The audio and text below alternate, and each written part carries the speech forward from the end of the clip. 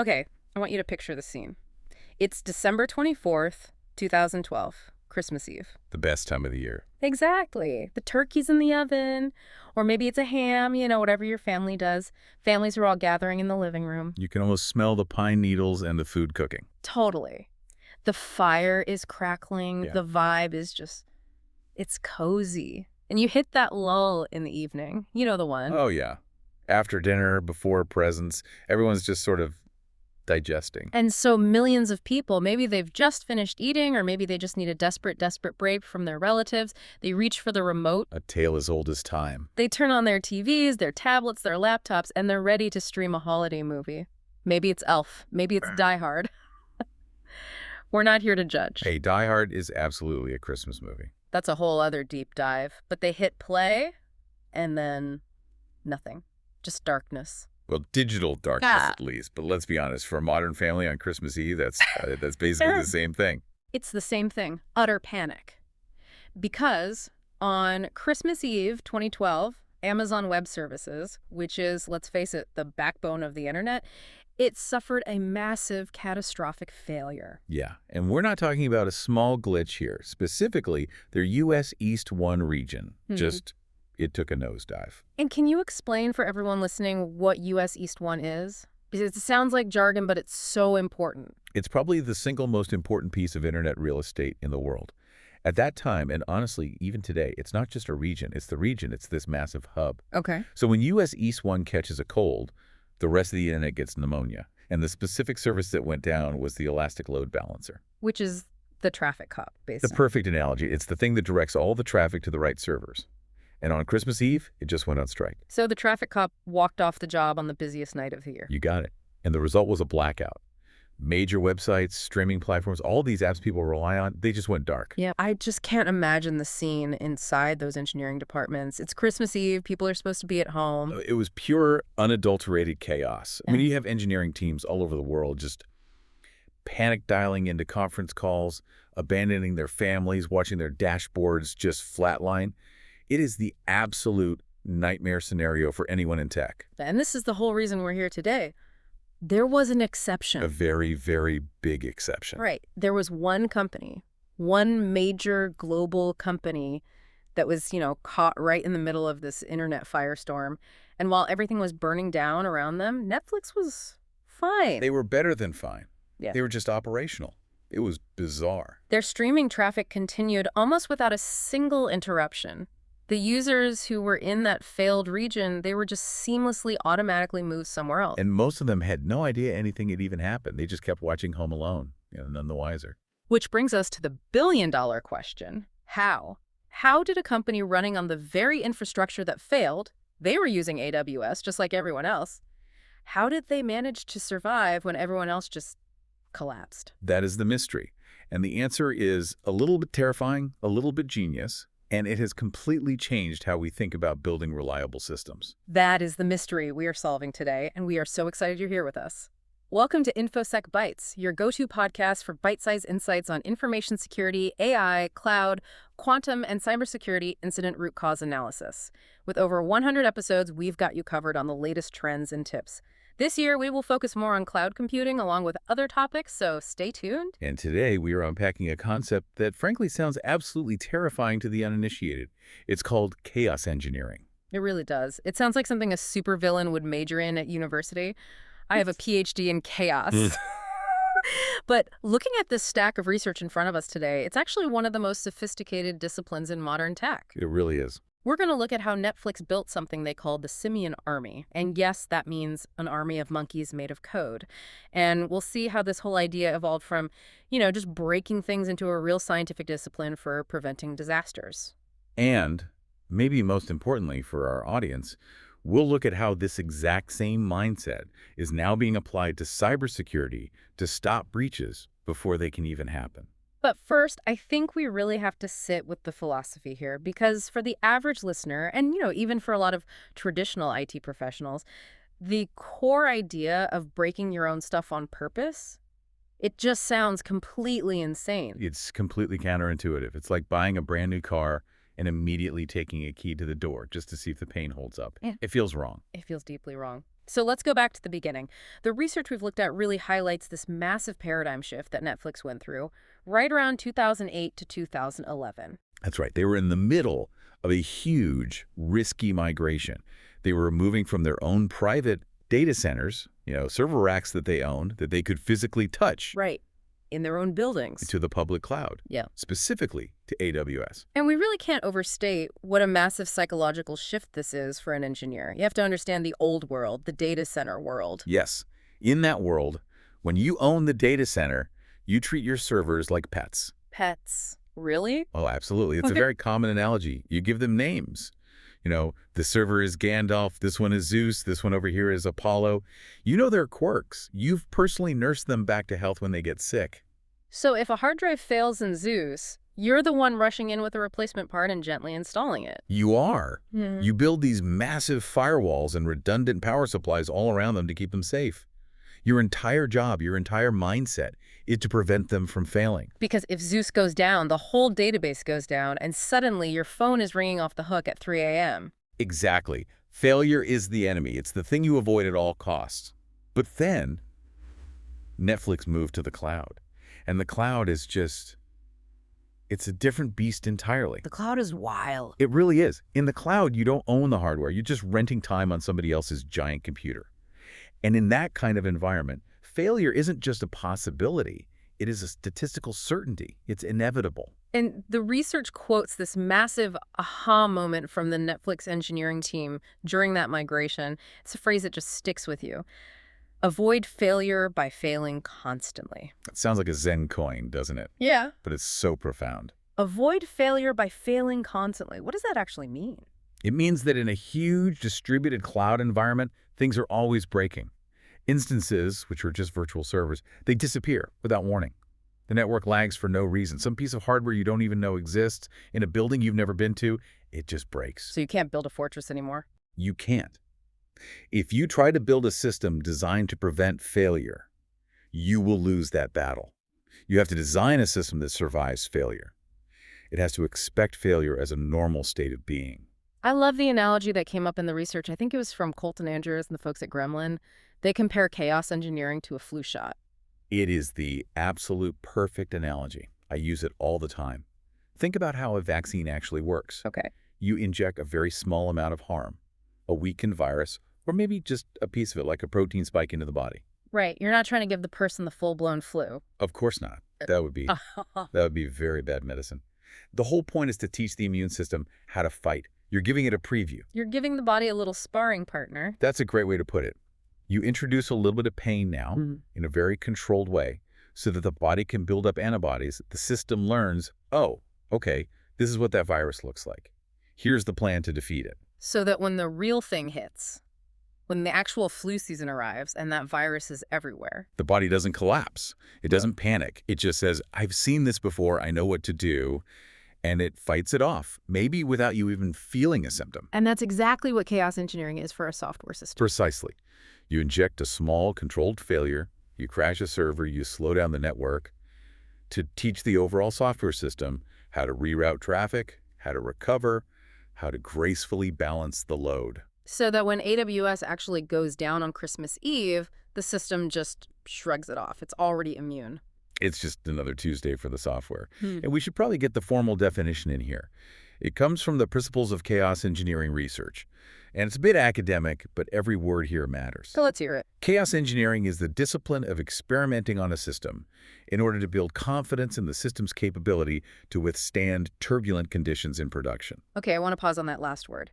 Production. We're not talking about a test environment here. We're not talking about some staging server in a back room where nothing matters. We are talking about the live customer-facing environment. The place where real people are actively trying to watch movies or buy products.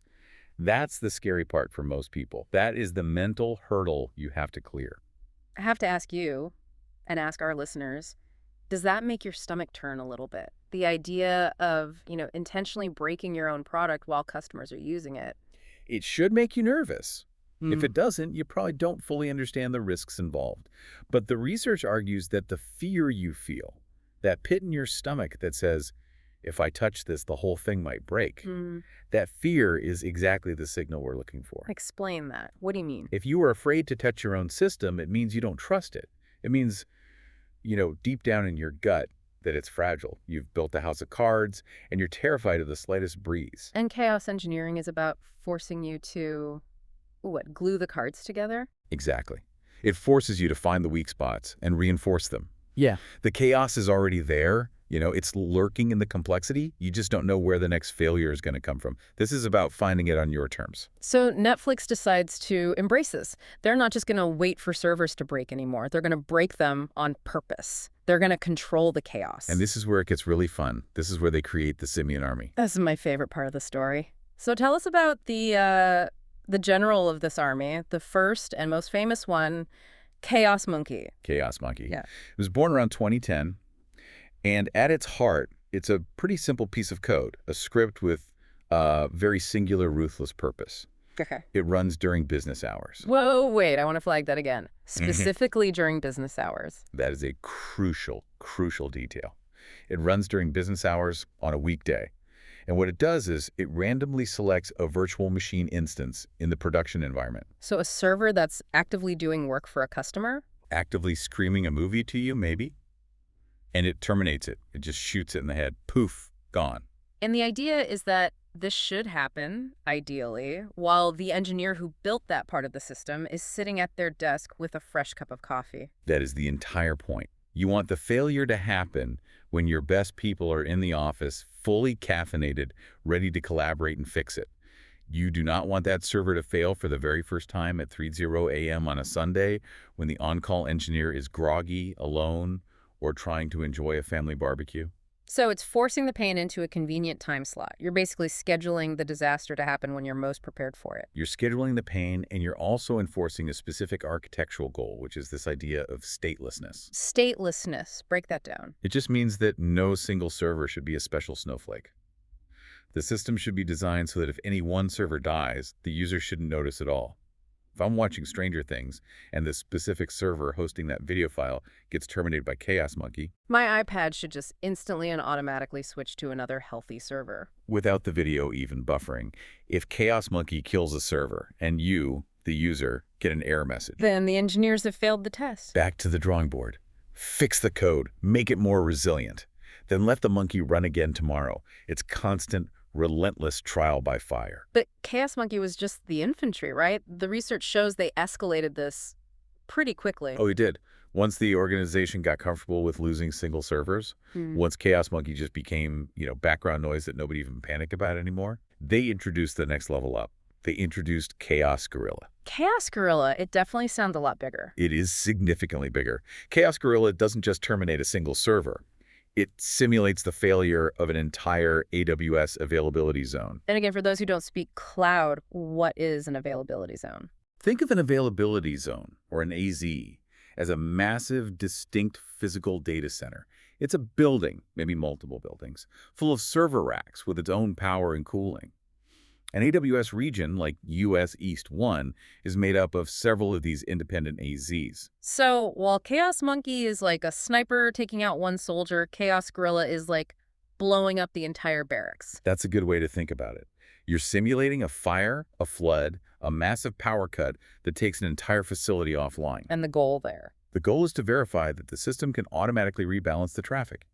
If the data center in building A suddenly goes dark, the system should, without any human intervention, shift all of that user load to the healthy data centers in buildings B and C. And the user at home watching their movie? Should notice nothing. Okay, so that's a huge step up. But then came the ultimate test. The one that, as we said, actually saved them on Christmas Eve 2012, Chaos Kong. Chaos Kong. This is the big one. This is the nuclear option in their arsenal. What does Kong do? Chaos Kong simulates the outage of an entire AWS region. So we're not talking about one data center anymore. We're talking about wiping the entire U.S. East Coast infrastructure off the map, digitally speaking. That's exactly what happened in the real world incident. It's precisely what happened. When Chaos Kong runs, Netflix's engineering teams practice a full-scale regional evacuation.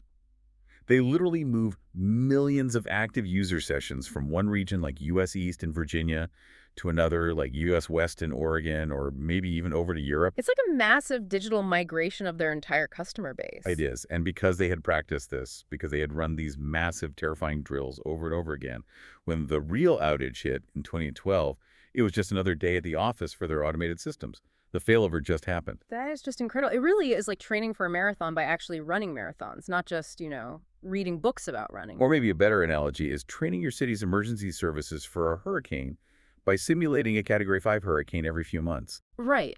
But the Simian army wasn't just about blowing bigger and bigger things up, was it? The research we looked at mentioned some other, more specialized troops. It wasn't just about brute force. Oh, absolutely not. The creativity of the different monkeys they developed is brilliant. For instance, you had Latency Monkey. Latency monkey, what did that do? It didn't crash things. Instead, it artificially introduced delays latency in the network communication between different services. Yeah. It would just make the connection really, really slow. Okay, but why would you want to make things slow? Isn't down or crashed the worst possible case scenario you need to plan for? You'd think so, but interestingly enough, no. In complex distributed systems, slow is often much, much worse than down. Really? How so? That seems counterintuitive. Well, think about it this way. If a service is down, completely dead, it sends back an immediate error. It screams, "I'm broken." Your system can catch that error instantly and say, okay, that didn't work. I'll try the backup service right away. It's a clean, fast break. Right, it fails fast. But if a service is just slow, if it just hangs there, thinking, your system waits, and it waits, and it waits. It's stuck listening for an answer that isn't coming anytime soon. And while it's waiting, it's holding on to precious resources, it's tying up a connection thread, it's using up memory, and soon you have thousands of these waiting threads piling up. And suddenly, the healthy systems start to crash because they've run out of resources while they were all stuck waiting on that one slow system.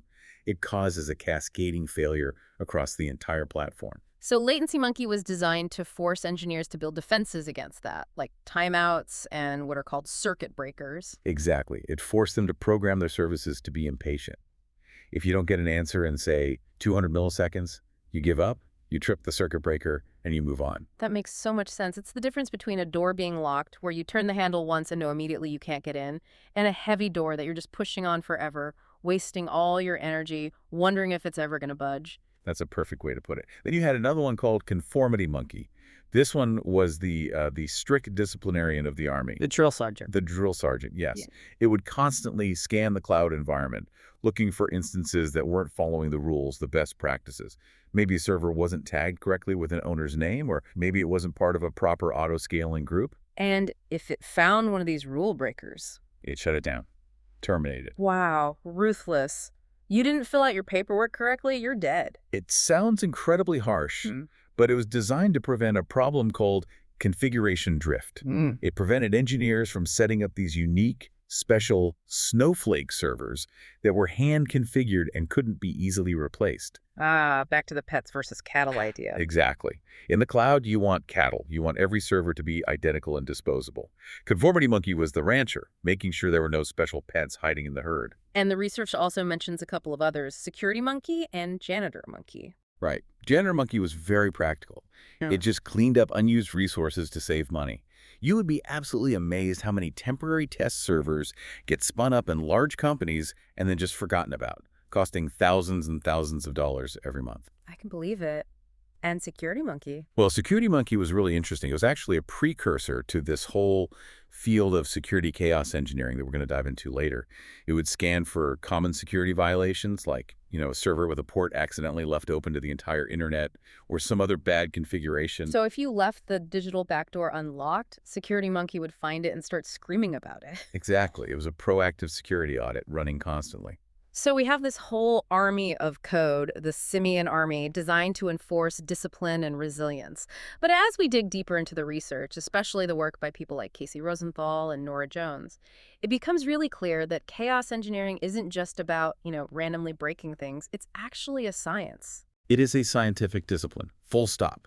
And that distinction is absolutely vital. There is a huge fundamental difference between testing and experimenting. Okay, you've got to break that down for us because in my head, and I think for a lot of people, those words sound like synonyms. They do, but they're not. Mm-hmm. Testing is about verifying your knowns. You write a unit test, for example, that says, if I input the number 2 plus the number 2, I expect to get the number 4. You already know the correct answer. You're just verifying that the code does what you already know it's supposed to do. It's a binary check. It passes or it fails. Okay, that's testing, checking your homework. Exactly. Chaos engineering is experimenting. It's about exploring the unknowns. You're not checking an answer. You're asking a question. You're saying, what happens to the whole system if the primary database latency suddenly triples? And you honestly don't know the answer. You might think you know. You might have a theory, but you don't know. You are discovering new information about your system's behavior. So testing is confirming what you believe. Experimenting is finding out what is actually true. That's a great way to put it. And the research outlines these 4 clear steps to running a proper chaos experiment. And this is so crucial for anyone listening who is thinking about actually trying to do this. Right, what's step 1? Step 1, you have to define your steady state. Steady state. What does that mean in this context? It means you have to define, with a real measurable number, what normal looks like for your system when it's healthy. And here's the key trick. You don't look at technical metrics. You don't look at CPU usage or free memory. Wait, why not? Those seem like the most obvious dashboard lights to watch. Because they're noisy and often misleading. A high CPU might be a sign of a problem, or it might just mean the server is working really hard doing exactly what it's supposed to do during a busy period. It doesn't tell you if the customer is happy. So what do you look at instead? You look at a business metric. For Netflix, their golden metric is called SPS. That stands for stream starts per second. SPS. So they are literally just counting how many people around the world are hitting the play button at any given second. Exactly. They know from years of data that at 8:00 p.m. on a Friday, there should be X million people hitting play. That number follows a very predictable daily and weekly pattern. It's the heartbeat of their business. As long as that number is steady, they know customers are successfully watching movies, even if some servers have a high CPU. I want to pause here and ask our listeners right now. Yeah. What is the heartbeat of your business? Is it checkouts per second on your e-commerce site? Is it successful login attempts per minute? Is it API calls from your partners? You have to know what healthy feels like from your customer's perspective before you can possibly diagnose sick. That is the single most important starting point. And once you have that steady state metric, you can move to step 2, which is to form a hypothesis. Like in a high school science class. Exactly like that. Yeah. You state your belief clearly. I hypothesize that if we terminate the primary recommendation engine service, our steady state, our SPS metric will not drop because the system will fail over to the secondary, more generic recommendation engine. So you're making a specific, testable bet on your own system's resilience. You're betting that the safety net you built will actually work. You are. Then comes step 3. Introduce the variable. This is where you actually run the attack. You inject the failure, you use your tool to crash the server or add the latency or drop the network packets. And finally, step 4. You attempt to disprove your hypothesis. You watch that SPS metric like a hawk. If it stays steady, if the number of stream starts doesn't change, then congratulations. You failed to disprove your hypothesis. You have increased your confidence that your system is resilient. But what if the metric drops? Well, if the SPS number plummets, then you have successfully disproved your hypothesis. And that is a massive success. Wait, how is breaking the product and making customers unhappy a success? Because you found a hidden weakness. You discovered a flaw in your system's design on a Tuesday afternoon in a controlled experiment, not during the Super Bowl when millions of people are watching. You've found the problem before it became a crisis. Okay, I see that. But still, if you introduce a variable and the metric does drop, that means you just broke Netflix for real users, even if it's just for a minute. Isn't that really dangerous? It is, Yeah. absolutely. Which brings us to a critical safety concept in chaos engineering. The blast radius? With the blast radius. You don't just, burn the whole house down on your very first experiment. You don't start with chaos gone. Right, you start very, very small. You start incredibly small. Maybe your first experiment only runs on 1% of your total traffic. Or even better, you only run it on internal users. Let the Netflix employees be the guinea pigs first. Dog fooding your own chaos. Exactly. And, this is critical, you must have an automated stop button, a kill switch. Netflix eventually built a whole platform for this called Chapey the Chaos Automation Platform. And one of its core features is that it monitors that STS metric in real time during an experiment. So if the experiment goes wrong, it can pull the plug automatically. Instantly. You can configure it to say, if the experiment causes the SPS metric to drop by more than, say, 2% from the baseline, abort the experiment immediately and roll back the change. So it contains the damage, it limits the pain. It's like, oops, that hurt more than we expected. Stop, stop, stop. Precisely. It keeps the blast radius small and contained, so you don't accidentally take down the whole service in the process of trying to prove that you can survive a service going down. The irony would be too much. This moves us into something that the research highlights very heavily, and to me it's the most surprising and maybe the most important part of this whole discipline. Chaos engineering seems to be almost more about people and culture than it is about technology. That is a very profound insight, and it's absolutely true. A lot of this comes from the work of Nora Jones, who has done extensive research and writing on the human side of this. She talks a lot about mental models. Mental models, that's a term from psychology, right? How does that fit into cloud computing and servers? Well, just think for a second about a complex, modern, distributed system. Something like Netflix or a major bank or an airline reservation system.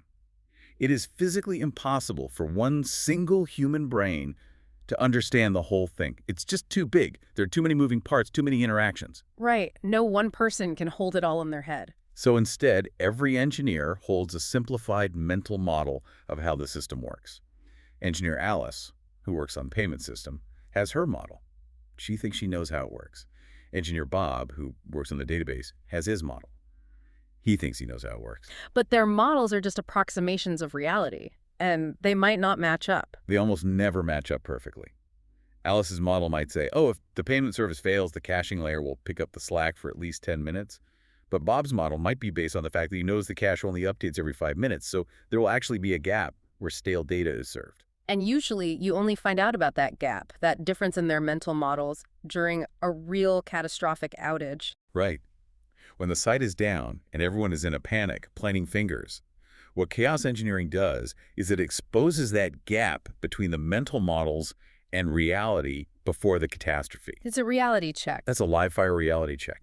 When you run the experiment, you're not just testing the code, you're testing the engineer's assumptions. You get Alice and Bob in the same room, looking at the same dashboard to watch what actually happens, not what they thought would happen.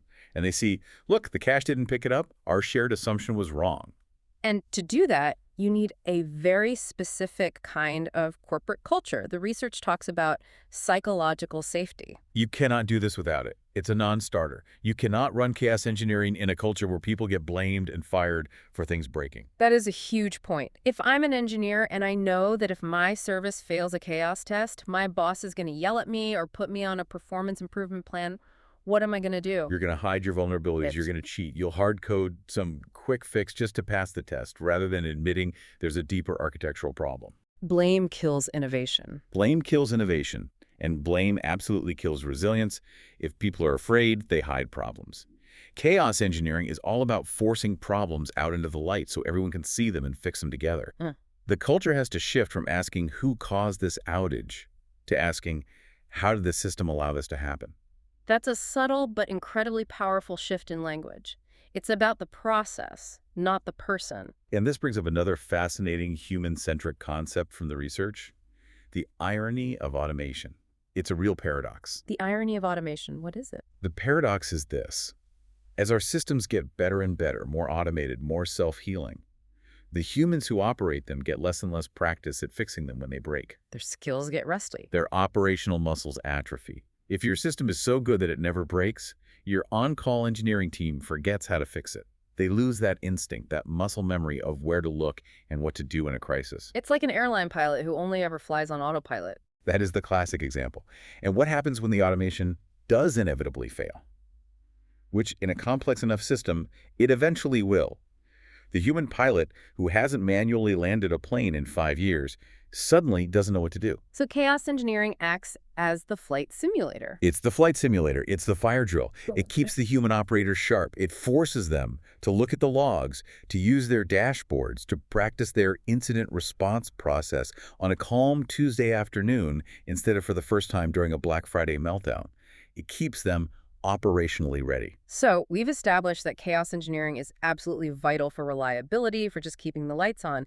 But now there's a new frontier opening up, and the research from people like Aaron Reinhardt introduces us to security chaos engineering. This is where it gets really, really interesting for the InfoSec crowd, which is our core audience here.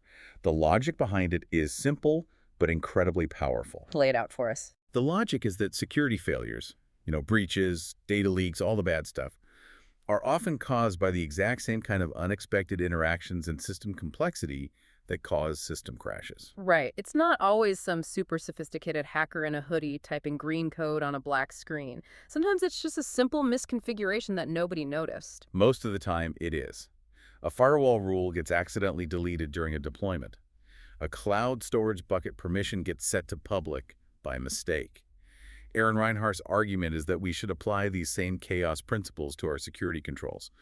But, and this is a very important distinction, this is not the same as red teaming. Okay, that's a key distinction. Can you differentiate that for us?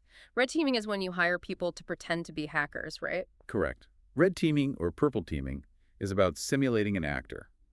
It's about mimicking the tactics, techniques, and procedures of a human attacker who is actively trying to break in, sneak around your network, and steal data. Security chaos engineering is about injecting a fault. Okay, give us a concrete example of the difference. Okay, let's take a web application firewall, a wave. You think your wave is configured to block SQL injection attacks. That's your mental model of your security posture. Right. A red teamer would try to send a real SQL injection payload through the wave to see if they can get it to the database. They're acting like a hacker. They're like a burglar trying to pick the lock on the front door. Perfect analogy. Yeah. A security chaos engineer would do something totally different. They wouldn't attack the wave. Instead, they would use an automated tool to briefly and intentionally misconfigure the wave. They'd turn off the SQL injection rule for 30 seconds. Whoa. Okay, so they're not picking the lock. They're just opening the door for a moment. They're opening the door to see if the alarm system goes off. The experiment isn't, can we block an attack? The experiment is, if the wave fails, do our monitoring and alerting systems detect that failure and tell us about it? You're testing the defense system, not just the wall itself. I see. That's a huge difference. You're testing the safety net below the tightrope walker. Exactly. United Health Group actually developed a tool called ChaosLink and another called PortSling for this very purpose. They would run experiments that would randomly open a server port for a few seconds or temporarily change a security group rule in the cloud. I can just imagine the heart palpitations of a traditional security professional hearing that. You're doing what to my firewall? On purpose. Control holes for very short periods of time. But the critical question they're answering is, does our expensive security tool actually detect this? Does it block it? Does the configuration automatically heal itself? Because the dirty secret is, we buy all these security products, the dashboard says green, and we just assume we're safe. But unverified assumptions are the root of all security evil. They are. The research and real-world incidents show that security tools drift over time. Configurations change. An OS update breaks the logging agent. Security chaos engineering is the only way to prove empirically and continuously that your defenses are actually working as you expect them to. And this same principle applies to the human side of security too, right? Like the incident response team. Oh, absolutely. Think about your incident response or IR team. They have all these detailed playbooks. If we see evidence of a malicious file on a server, the playbook says we do X, then Y, then Z. But how often do they actually get to practice that playbook under pressure? Exactly. Chaos engineering lets you run those drills. Don't wait for a real hacker to test your IR team's response time. Use a tool to trigger a fake but realistic security alert. Inject a fake malicious file signature into the logs and measure how fast the team reacts. Do they get the page? Do they know which playbook to run? Do they still have the right access to the logs they need? It's the exact same fire drill concept we talked about for reliability, but now it's for your cyber defense team. You're building muscle memory for a breach. So we've gone on this journey from monkeys to Kongs to these security slingers. It's clear the tools and the thinking have evolved a lot since 2010. The research mentions that Netflix actually retired the original Chaos Monkey script. They did. It was revolutionary for its time, but it had served its purpose. Technology moves on. They move to more sophisticated, integrated platforms like Charity, which we mentioned, and another methodology called FET, failure injection testing. What's the difference? The original Chaos Monkey was kind of a blunt instrument. It was a sledgehammer. He just chose a server at random and killed it. Modern tools allow for what you might call precision chaos. Precision chaos. I like that phrase. It sounds less like a sledgehammer and more like a surgeon's scalpel. That's exactly the idea. With modern tools, you can be much more specific. You can target specific API calls. You can target specific request headers. You can run an experiment that says, I want to inject 300 milliseconds of latency, but only for iPhone users in California who are running version 12 of our app. Wow. So that allows you to test very, very specific hypotheses about parts of your user base without impacting everyone. And it also means chaos engineering isn't just for giants like Netflix anymore. The industry has exploded. You can literally buy this off the shelves now. Who are some of the big players in this space? Well, you have companies like Gremlin. Their tagline is basically failure as a service. Failure as a service. That is a bold tagline. We sell failure. And it makes it accessible to companies that don't have 100 engineers to build their own tools. You get a nice user interface, you can pick your attack from a menu, and crucially, they give you a big red undo button. If things go wrong, you hit stop, and it reverts everything back to normal. It dramatically lowers the barrier to entry. So it makes it safer to start. Much safer. Wow. You also have companies like Verica, which focuses on continuous verification, and a bunch of great open source tools like Litmus and Chaos Mesh, which are built specifically for modern Kubernetes-based environments. And the adoption is spreading to these really high-stakes industries, right? We're not just talking about streaming movies anymore. We're talking about banks, finance, healthcare. Yes, the industries where downtime costs millions of dollars a minute, or even where lives could be at risk. A major bank cannot afford to have its transaction processing system go down during market hours. A hospital cannot afford to have its electronic patient record system vanish. They're all realizing that hope is not a resilient strategy. They need proof. And chaos engineering provides that proof. Okay, so for the listener who is now inspired, or maybe they're terrified but convinced, how do they get started? I'm assuming you don't just download Chaos Kong and point it at your main production database on day one. Please, for the love of all that is holy, do not do that. That is what we in the industry call a resume-generating event. A resume-generating event. I love that, meaning you'll be looking for a new job the very next day. You will be updating your LinkedIn profile, yes. The research and all the experts are crystal clear on this advice. Start in staging. Start in your development environment. Get your feet wet in a place where it is completely safe to fail and nothing bad will happen to a real customer. Yeah. Be a cowboy. And one of the most popular ways to start is by running something called a game day. Game days are a fantastic starting point. The concept is simple. You get the relevant team developers, operations, security, all in the same room, either physical or virtual. You order pizza. The research is very clear that pizza is a non-negotiable requirement. Pizza is a requirement. Got it.